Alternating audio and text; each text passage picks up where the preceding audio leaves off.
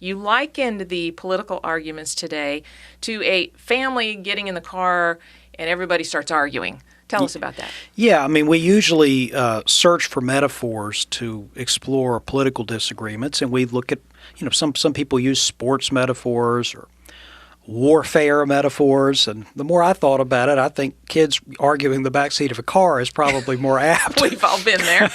So my thought was, think about the two different kinds of arguments, at least that I've experienced with my kids, and probably most people have.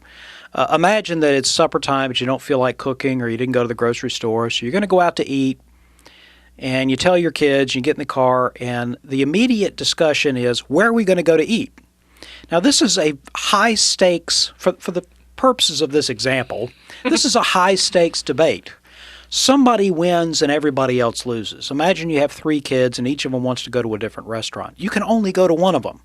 So the argument about that is pretty heated. Ultimately, 2 people will lose and 1 person will win. All right.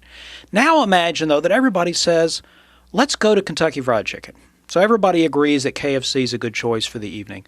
But there are alternative ways to get there.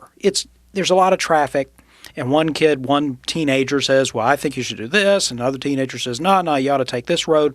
Now, that is also an interesting debate, but it's not nearly as contentious and high stakes because, after all, everybody eats chicken at the end. And the real debate is about, who was right about the traffic.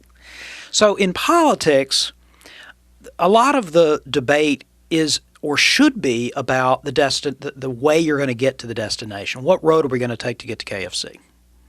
Unfortunately, though, lots of people get convinced that they are fundamentally disagreeing about the destination.